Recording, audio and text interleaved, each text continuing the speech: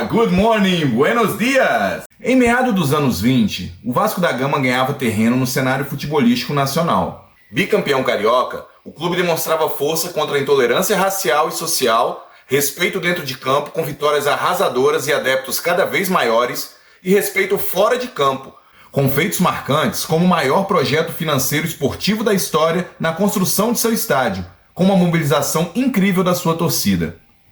Mas faltava um plantel realmente imbatível, aquele que não deixasse dúvidas sobre quem é quem dentro de campo.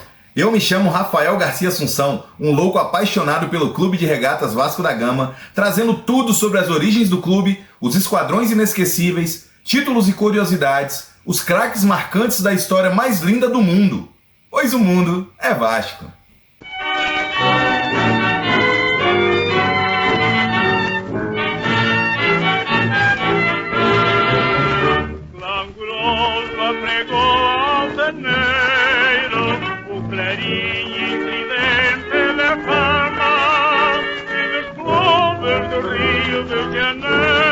Invencível é o Vasco da Gama, se vitória já tem no passado, glórias mil há de ter no porvir.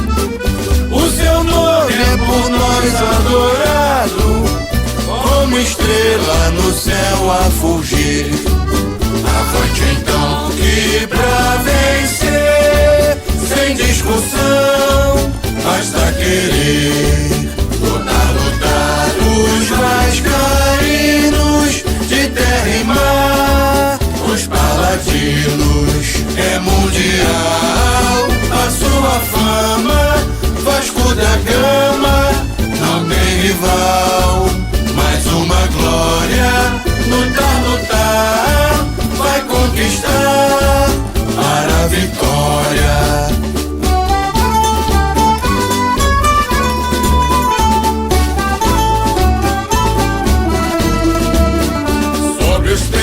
Os leais vascaínos, brilha a cruz gloriosa de Malta. Em 1926, o Vasco nadou de braçadas para conquistar o seu terceiro título do Campeonato Carioca. Ganhou com certa facilidade o torneio início, o primeiro de sua história, na primeira decisão histórica contra o seu maior rival, o Flamengo, vitória de 1-0. O Clube da Cruz de Malta se apresentava como favorito ao Campeonato Carioca. Marcou naquele ano 95 gols, média de 3,39 por partida, com destaque para algumas goleadas, como 9-3 sobre o Sport Clube Brasil, 6-2 sobre o Sírio-Libanês e 4-2 no Botafogo.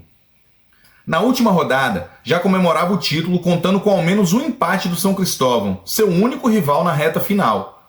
O São Cristóvão enfrentaria o Flamengo, que já se apresentava como um antagonista do Vasco. O clube rubro-negro dominou as ações e abriu 3-1, mas após uma confusão, após um pênalti marcado contra o Flamengo, a partida foi suspensa e remarcada. Estranhamente, o jogo começou com placar zerado e apontou um desfecho de 5-1 para o São Cristóvão, na casa do Flamengo, tirando o título da equipe cruz-maltina e consagrando o São Cristóvão com o seu primeiro e único título carioca. Em 1927, o Vasco disputou o seu primeiro campeonato em sua própria casa. O imponente estádio de São Januário havia sido inaugurado naquele ano e seria o principal trunfo para a equipe conquistar o campeonato depois de 3 anos. Até a penúltima rodada, a equipe liderava, mas após derrotas para Flamengo e Fluminense, terminou na 4ª colocação. No ano seguinte, em 1928, o Vasco ficou com um vice-campeonato, atrás do América. Após mais um ano sem títulos, a enorme e apaixonada torcida vascaína começou a protestar. Estavam mal acostumados com os títulos no início da década e compraram a ideia da revolução ao não se afiliar à AMEA e na construção do seu próprio estádio. No entanto, não entendiam a necessidade de uma transição entre os históricos camisas negras e a nova safra de craques que estava surgindo. Nomes como o goleiro Nelson da Conceição e o meia Claudionor Bolão passavam o bastão para o goleiro Jaguaré e o centro médio Fausto. Em 1929, o Clube da Colina apresentava novas caras para o seu torcedor. Espanhol era um bom zagueiro que veio do Pereira Passo e trouxe com ele o excelente goleiro Jaguaré. O sistema defensivo era o mesmo da última temporada, com Itália e Brilhante. O meio de campo, que já possuía o excelente ladrão de bolas Mola e o armador Nesi, foi fortalecido com o centro-médio Tinoco. Os remanescentes dos camisas negras bicampeões cariocas em 23 e 24 eram um ponteiro direito Pascoal e o centroavante Russinho, que chegou em 1924.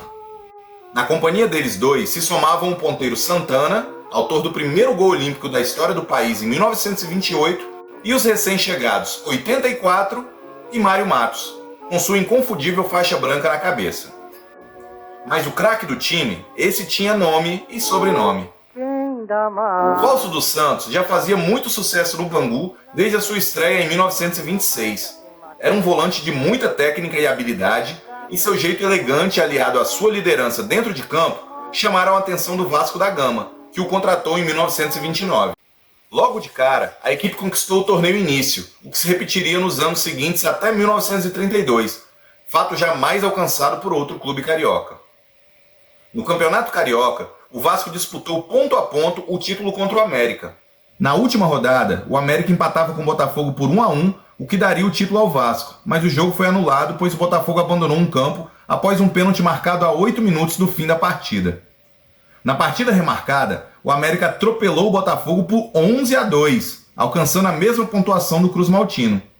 Pela primeira vez na história, o campeonato seria decidido numa melhor de 3. Os 3 jogos foram disputados no Estádio das Laranjeiras. No primeiro jogo, houve empate em 0-0, com o América desperdiçando um pênalti cobrado pelo ídolo Oswaldinho Melo, que tinha o apelido de Divina Dama. O confronto seguinte seria uma intensa e aguardada batalha de artilheiros. Pelé do América tinha 23 gols, e Russinho era até então vice-artilheiro com 19.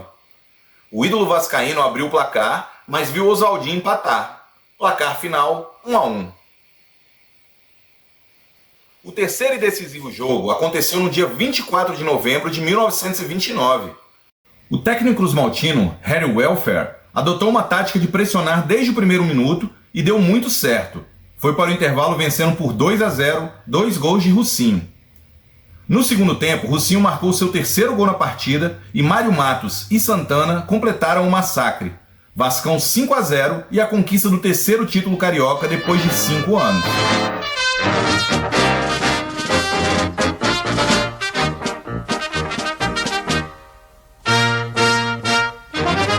Vamos todos cantar de coração. O time de 1929 é considerado por muitos como o primeiro grande esquadrão do Vasco da Gama. Fez tanto sucesso que 4 jogadores daquela equipe foram convocados para a seleção brasileira que disputaria a primeira Copa do Mundo de Futebol em 1930 no Uruguai. Os zagueiros Brilhante e Itália, o médio Fausto e o atacante Russinho. O esquadrão era tão popular que por todos os cantos da cidade, colégios e botiquins, se recitava de maneira criativa a escalação do time. Jogoré foi na Itália comprar Brilhante. Assistiu Tinoco à ópera Fausto, sentado numa cadeira de mola. Na volta, Pascoal encontrou 84 russinhos junto com Mário Matos na igreja de Santana. Sobre o campeonato de 1930, o Vasco veio como franco favorito ao título. O adversário maior seria o Botafogo, dentro e fora de campo. Isso porque um episódio famoso ocorreu na partida entre Vasco e Sírio-Libanês, onde o zagueiro Aragão, incentivado por um prêmio extra de R$500 mil oferecido pelo Botafogo, quebrou vários jogadores vascaínos com sua chuteira de bico de aço. Vale lembrar que naquela época não havia expulsão e o zagueiro confessou o episódio posteriormente. O Vasco foi derrotado naquela partida por 1-0 e perdeu o título para o Botafogo. Ainda assim, foi um ano inesquecível, pois além da convocação dos seus 4 craques para a Copa do Mundo do Uruguai, o Vasco aplicou a maior goleada do confronto contra o Fluminense, 6-0. Logo após a Copa, o Vasco fez 2 amistosos internacionais em São Januário e simplesmente foram 2 bailes de bola. 5-1 contra o Huracan da Argentina e 6-1 sobre a seleção da Iugoslávia, que havia sido a 4ª colocada na Copa do Mundo, além de ter eliminado a seleção brasileira. O Vasco ainda teve eleito, por votação popular, o melhor jogador do Brasil, o centroavante Russinho, com mais de 3 milhões de votos. Ele foi premiado com um carro de luxo conversível da marca Chrysler, conhecido na época como Baratinha. O Vasco paga o lote na batata e em vez de barata oferece ao mocinho uma mulata. Quem dá mais? Você que está curtindo o canal, não se esqueça de se inscrever, dar aquele like e convidar os seus amigos. Ative agora as notificações e não perca nenhum episódio dessa epopeia vascaína.